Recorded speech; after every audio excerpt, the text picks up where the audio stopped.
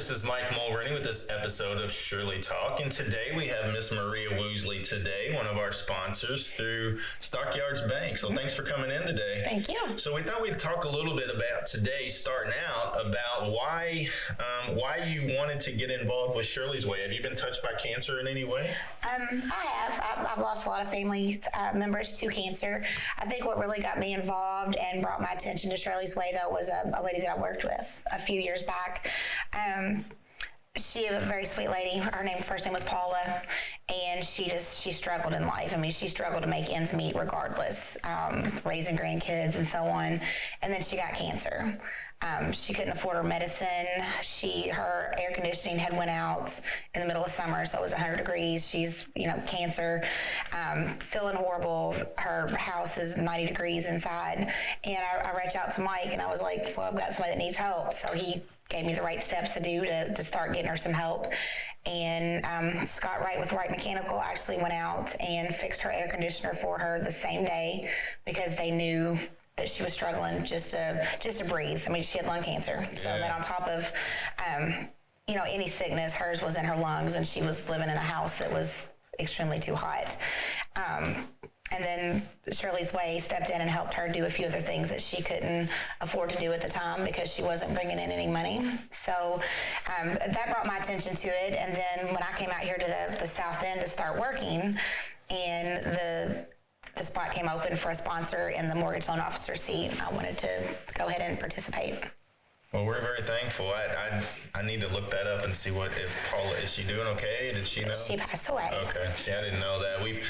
I used to know all the patients that we worked with, and it's gotten to the point where I don't even know. We have people helping and doing the paperwork on the back end. So, right. But it's amazing how it's grown. She was very thankful. I remember the day that it happened. She couldn't believe it. I mean, she called and she's like, "Do you know that they were here within an hour to fix my air conditioner?" And I was like, "I know. I knew that they were coming." And she was in tears. I mean, she was just to see someone struggle and get the help that they deserve. She had a huge heart. So. Yeah, I'm hoping to get Scott in here to talk about him and Wright Mechanical and what they do. They've done some amazing things for the community, and I don't think everybody realizes how much you all are, the people that work with us do for the community. And he's one of those that he's replaced a few units and didn't charge anything for cancer patients. So I don't know how I'm sure we probably contacted him and maybe asked him, but sometimes he just shows up at people's desk and he can tell they're sick and he'll start asking questions, and he won't charge them. So that's pretty amazing. Yeah, well, when I saw what he did and then what you did with Shirley's Way, so. Well, thank you. I think it was amazing. It was much needed and much deserved for her. Well, we're very thankful for you and Stockyards for being a partner in this. So tell us a little bit about the real estate market. We were talking about your eyes are tired right now because you've been working so much, staring at a computer for 18 hours a day. I saw a post the other day that it was at 10:30 at night, and you posted, I think it's something about the greatest words you'll ever hear is "we're clear to close" or something like that. Yes. Oh, yes. Those are everybody's favorite words. Throughout the mortgage process, sometimes it can be a bit frustrating for buyers because I ask for tons of paperwork, but when I call with those three magic words, they forget all the pain I caused them, and they love me again because they're ready. Yeah, well, that was my next question, and you answered it. I've got some rental property, and I'm trying to sell it. So, but I remember when getting mortgages for all those, I had to provide everything under the sun, including firstborn's blood and things like that. So is it still that way? Lots of paperwork? Or? It still is. And actually COVID has made it a little bit harder. Really? So there's additional documentation. A lot of people are out of work and losing jobs and stuff. And we have to make sure that when they close that loan that they're still There's still a lot of fraud. Employed, a lot of fraud out there. People trying to get things and aren't employed, I guess. Or no, it's just people losing jobs with COVID. Because I've had a couple people getting ready to buy a home, and they've called and said, I went to work. They worked for a smaller company, and it shut down. They got there and the doors were shut. Wow. So I just can't even, I've been so lucky with that. Me too. I just can't even imagine dealing with that. So you would be 80% through the process and the person would lose their job? I've had someone about halfway through the process. Wow. Yeah, and they were a single buyer, so they didn't have anybody else to help out. That's the kind of stuff that I didn't think about COVID affecting, and I'm sure most people don't, that it affects people in that way. Yeah, I've seen a lot of people lose jobs, so that it has made the paperwork just a little a little more lengthy because we still had to prove that employment throughout the whole process. Yeah, extra phone calls and things like that. Yep. But yeah, I mean, the real estate market is just really booming. Do you see it continuing that way? I mean, everybody's got their opinion, so I'm not going to put you on the spot. But what do you think? I mean, do you think it's going to continue? I think so. I think with rates, I can't discuss like exact rates. I'm not allowed to like quote those without. But they're cheap right now. Oh my goodness, they're amazing. I've been a loan officer for 12 years, and I've never seen rates as low as they are now. Yeah. So I mean, just a quick refinance can save somebody $200 a month on their mortgage. The first rental property you bought, well, actually the second, I think. I refinanced it, and I was so excited when I got 7%. I thought, man, it'll never get any better than 7%. Yep. And then a few years down the road, it went to 6, then to 5, and I'm seeing them under 3 right now. And that's me saying that, not Maria. But I just, it's unbelievable how they've dropped. They are. If they continue to stay even where they are, I mean, even if they went up just a little bit, I can still see the market keep going, because where they are now, they're still way down from where they were even this time last year. So I mean, it's incredible. I asked my realtor friends, where are all these people coming from to buy homes? And I had one realtor friend said a lot of Latino people are buying homes, which is amazing. That's really awesome that they're able to do that. So, I mean, are they coming in from other states, I guess? Or are they moving in different some states? of them are relocating. Some of them, I deal with a lot of young buyers, so they're just now moving out of their parents' house, getting married, whatever. I do have I've worked with clients recently that they came here from Korea. So they've moved here and they got on their feet here, and now they're ready to buy a home. Yeah, the company I work for, I work with a lot of people from out of the country, and it's really cool to see them come to the U.S. and be able to buy a home. Right. Well, now there's so much out there now. Like, I know back in the day when I bought my first house, you had to have your own money. I mean, you had to save and save and save to get your own money. And now there's down payment assistance programs. There's free grant money that's coming out in March. So there's help out there for people who just can't save that money. I mean, it's hard to save when you have to live every day. So there's options. There's some loans out there that don't have any down payment. Okay. They're more rural areas. So there's different loan options that I think are helping a lot of these people buy homes that just couldn't save up the money before. You know, they say that one of the greatest investments you'll ever make is your home. And that really helps your wealth building too, to be able to buy a home, especially with the rates so low. Right. Because money is basically costing you not much of anything these days. It's not. No, I mean, I've had people do refinances and pull money out of their house to pay off their credit cards. You know, their credit card's a 20% interest rate, and they're refinancing, pulling it out of their home and getting a very, very, very low interest rate. Yeah. And paying them off. And still doing, you know, a 10 or 15-year mortgage where that way they're not paying on this credit card for 30 years. Yeah. And they're still saving money. As long as they cut the credit card up when they're done, that makes a world of sense to do that. I have a hard time with that one myself. Yeah. You hear people say that your biggest problem is the one staring back at you in the mirror. So absolutely. So the rates, and that's cheap. I mean, what could you tell? So you hear a lot of people talking today, and today the big thing everybody's talking about is student loan debt. I mean, does that affect somebody buying a home? I mean, is it a huge impact? It does. I didn't know if that was something that was kind of, okay, you owe that. It's not. It depends on the status and where that student loan is. Are you in a payment plan? If so, there's a possibility we can use that amount. If you're not in a payment plan, and certain loan types will make you use 1% of the balance of the total student loans. So you take someone that has $80,000 in student loans, no payment plans, and certain loan types are going to make me use 1%. So a payment of $800 to go against their debt to income ratios. And that's huge, because what's the debt ratio now? It used to be they would suggest no more than 24% of complete debt before you could buy a home. Is that higher now? With a home, so when you add the home in there, ideally, you like to stay around 40%, depending on, you know, how good your credit is. Sometimes you can push that up a little bit higher to the 45. Right. And different loan types too. So some loan types will go a little bit higher. Right. Yeah, luckily I haven't had a mortgage. Like I said, I'm trying to get out of the rental business, so I'm looking to get rid of all that. But so is there anything that if somebody's looking to buy a home, say they're a new person getting ready to buy a home, what is it that you would suggest that they start doing? Obviously start saving for some down payment, but you said there's some different grants and things coming out later this year. They can just call me and I can walk them through the whole thing. I do a lot of first-time buyers classes too, Zoom classes online. I used to do them at the library up here in the South End, but since COVID, I've been hosting online classes with different realtors. So every other Monday, it'll be me and a realtor that I work with, do these Zoom classes, and we've been having about 8 to 10 people sometimes, first-time buyers, and just let them know what you do, what you need to do, where are you now compared to where you need to be, and what do you need to do to get there.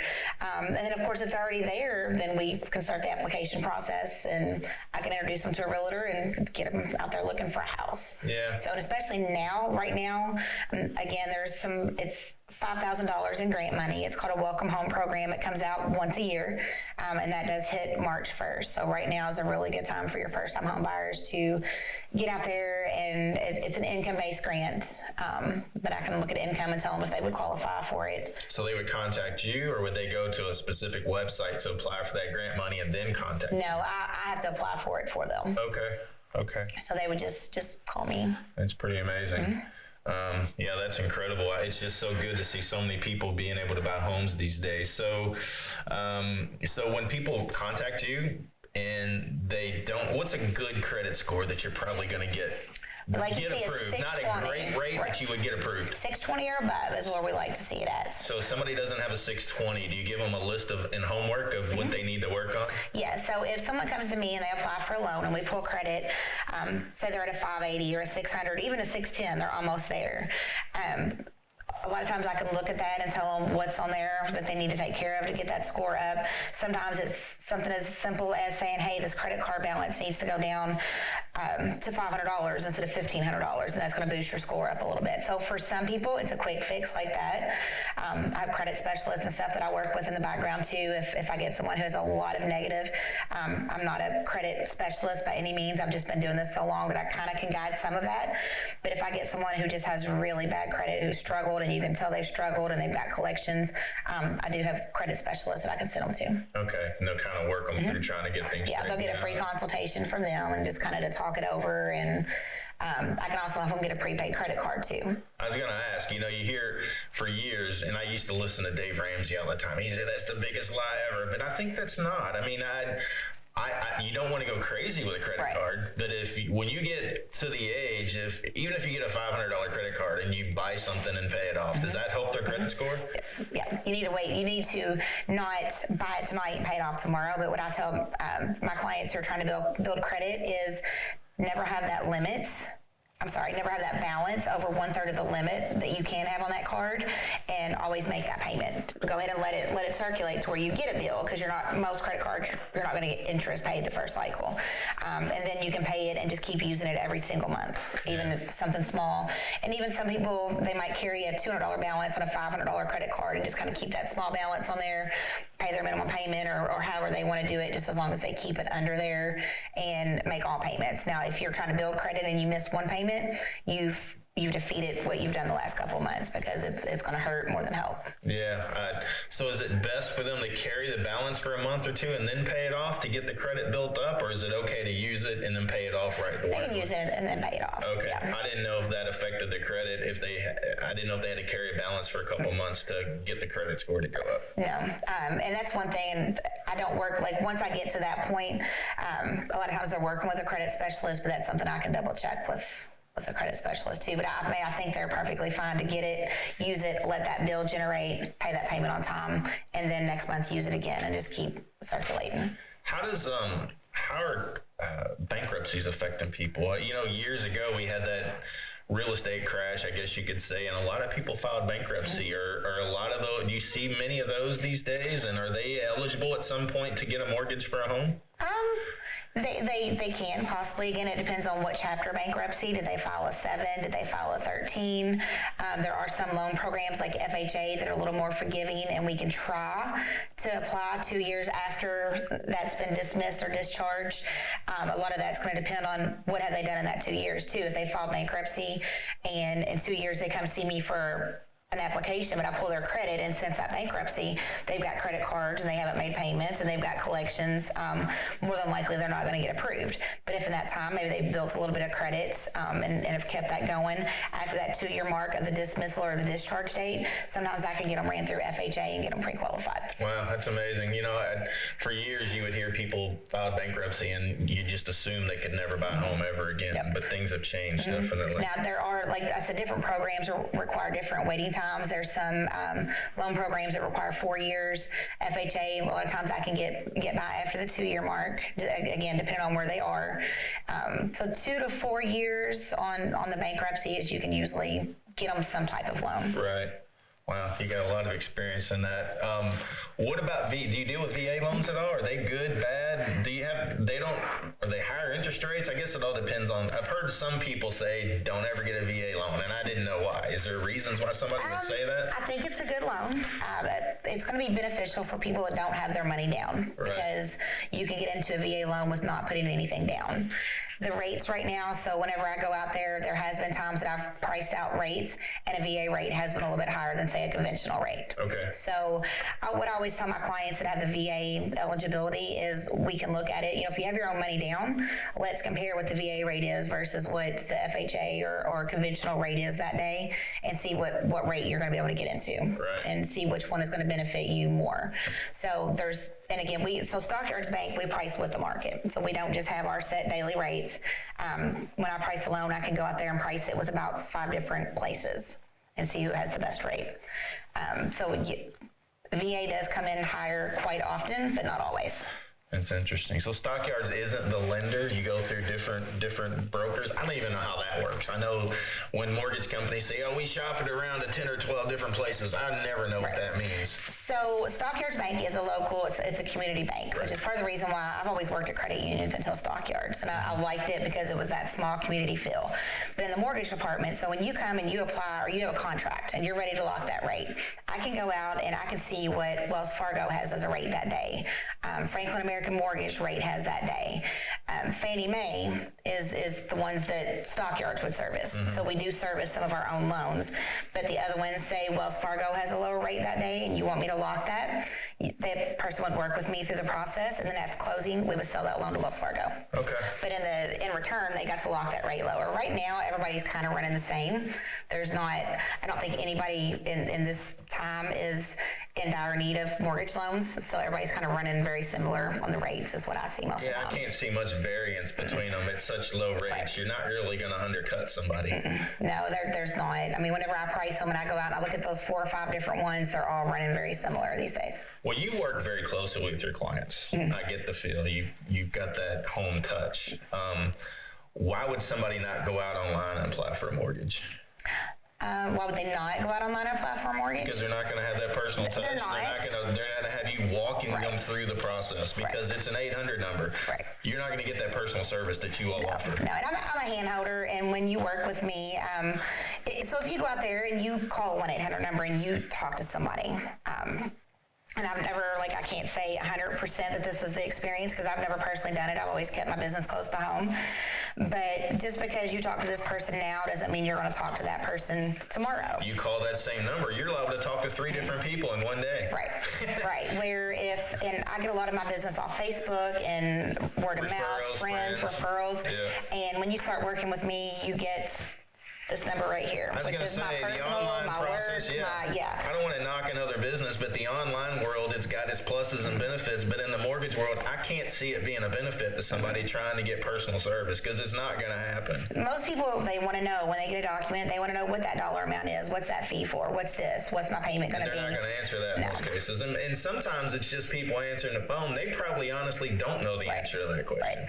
And then the thing with Stockyards too. So I'm out here in the South End most of the time. I have business elsewhere in Louisville, but the people I work with, my processors, my underwriters, everybody is right here in downtown Louisville. Mm-hmm. So we're not sending your loans out to which makes it very convenient. Very. Yeah. So it's all centralized right here. communication.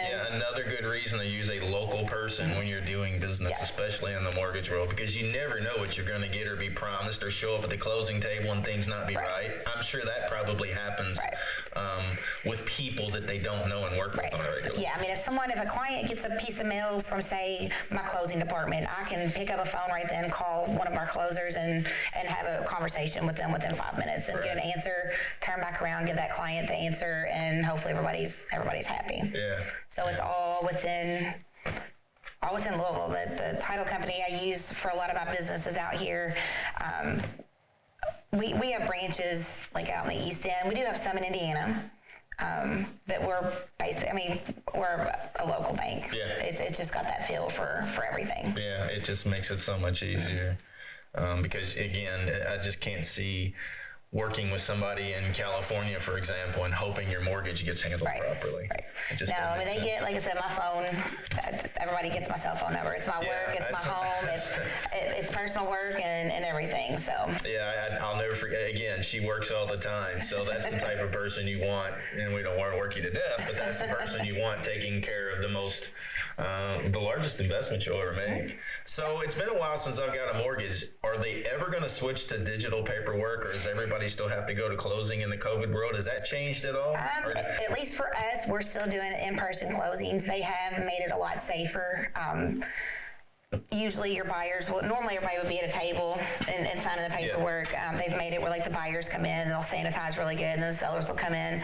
I've had some people who were high risk and the title agent went out to their car and let them sign in the car. I've seen a friend of mine's a realtor, and I saw them post something about the craziest closing ever, signed paperwork in my car. Mm-hmm. Yep, I've seen them do it in the parking lot because someone's high risk and they don't want to take the chance of being around people. But I mean, a lot of there is a lot of stuff like, if I take an application, I can give you an online link to do that. You can email me paperwork. A lot of your disclosures and stuff you have to sign, we can get those to them digitally. So there is a little bit less paperwork, but there's still a lot. I'm not going to lie. There's no digital closing anytime soon. Not that I would foresee that happening one day, but there's so much paperwork. If you've ever bought a home, you walk out of there with a stack of paperwork that's so thick, it's crazy. Yeah, I had a client actually joke with me today, and she said, I think she asked when I was going to ask for a blood sample, which she was joking, but I said, well, I'm on my way to your house right now with a cup. So, and she said, that's fine. So it can be a stressful process, but I do try to make it as low key and not stressful as possible. Is there a certain limit, lower limit or higher limit that you do, or will you try to service everybody's mortgage needs? I see some people say, we won't do anything less than $120,000 or something like that. I've done mortgage loans for $30,000. Okay. So I try to, and when I came out here to the South End, that was kind of my outlook. I think everybody that can be a homeowner and wants to be a homeowner deserves the help to try to do that, which is why I do the classes. And that's why I met a credit specialist to try to send people to, because a lot of times someone may want to buy a home and they apply and they're not where they need to be, and someone just doesn't take the time to point them in the right direction. So then that person's stuck renting forever. Yeah. So I try to take a different approach. And like I said, if I can't, I'm not a credit specialist, but I know who people are. I mean, people who are. So. But I would say most people have probably 5 to 10 things that you could probably hand them a list and say, hey, look, you really need to work on these things and send them on their way. Right. Do they ever come back? Yes. Okay, well, that's good. Yeah. I don't know. Some people get a little discouraged quickly and they just say, buying a house isn't for me. I try to keep them on the oven up and just, because sometimes it's not hard. It's just a few little things to fix and then they're ready to go. Yeah. Now, does everybody? No, I'd say it's probably about 50-50, because some people, their credit is just, maybe they don't have the money to fix it. They don't, they've got collections that they can't take care of, or bad debt that they can't pay, and they just can't do it. But if people are out there and they have the ability to take care of some of that stuff, I usually always try to take the time to point out what they can do to get there. Well, the business, with the personal touch that you do, educating people actually builds trust. Mm-hmm. And I think with doing that, they trust you and are going to come back. Right. Because, if people don't trust what you're doing, if they don't feel being educated, they're going to, I just don't know what I'm doing, and turn around and walk away. Right. I try to look at everybody as an individual and not just a job. Yeah, so, case by case basis. Right. We all work because we have to make a living, but I try not to look at each client as I'm here just to make a living. I mean, I want to make them have a good, it's a big thing. Buying a house is a big thing. I want to try to make them comfortable and understand what they're doing. How long have you been in the mortgage business? 12 years. Okay. So was you around, I don't even know when the crash hit. Was you around doing that when the crash hit? What was that, was it 2000? The year? No. I don't remember the exact year, but no. Yeah, I was probably working at a credit union somewhere, but I wasn't doing mortgages. I actually was delving into that business. I actually wanted to be in the mortgage industry, but I didn't understand it enough. But I actually went in and I did 1 or 2 loans, and the person I was working for, and the reason I'm bringing this up is I think this had a lot to do with a lot of the problems we had, is they'd say charge them 5 or 6 points. Mm-hmm. I'm like, that's really kicking somebody when they're down. Right. Yeah, but we can. Charge them 5 or 6 points. It's like, I don't want to do that. I just felt it was so unethical to do that to people that were putting everything they had in their life savings to buy this home, and then they were still trying to kick them when they were down. And that company's no longer in business, and that there's a reason for that. But it just seemed like back then there was so many unethical things going on. Well, there's a lot of things now, and there was. Nowadays, you have to give disclosures within a certain period of time. You have to make sure that the buyer sees those. It has to have all the fees on it. I mean, there is. I won't say that no one can throw something in there every now and then, but they shouldn't. I mean, they should. You know what you're looking for in most cases, right? I mean, yeah. I mean, they're gonna get a sheet. It's gonna have all their fees. They're going to know what they're getting into. And I think the things that were happening back in that day is a big reason that those disclosures and stuff have to go out in a timely manner now. Yeah, yeah, it was crazy what this person was telling me to do, and I just finally walked away. I was like, I can't do that. I still have people all the time say, well, is that rate? Is that any points? And I'm like, no, I'm not going to. So do people charge points anymore these days? Other companies do, I guess? They can, yeah. So, I mean, if you call me, I'm going to tell you what the rate is that day. I mean, it is what it is. I'm not going to try to lower it and charge you money to lower it. Now, if you want to lower your rate and pay for it, then that's an option. But it's, I don't usually even option these days, Yeah, I don't usually even try to, I don't advertise. I do a lot of my own advertising, and I don't even advertise with points. Yeah, because it just seems so, and I'll just never forget what that person was telling me to do. And there was no way I was going to do that, so. Well, that's good to know. Well, thanks for coming in today. Anything that you want to let people know that they could reach out to you? I know you got a Facebook page and all that stuff. So how can they reach you if they're looking, other than me or Kelly telling everybody about Yes, thank you for putting my name out there all the time. I appreciate that.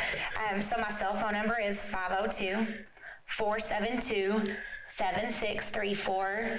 And then I do have a business page on Facebook. It's called Buying a Home Mortgage Loan Officer, and it's Maria Woosley. Okay. And you've probably, if you're anywhere out in the South End, you've probably seen it a few times and thought, is that all she does is sit on Facebook and advertise? So I'm sure you've probably seen it. You got to, yeah.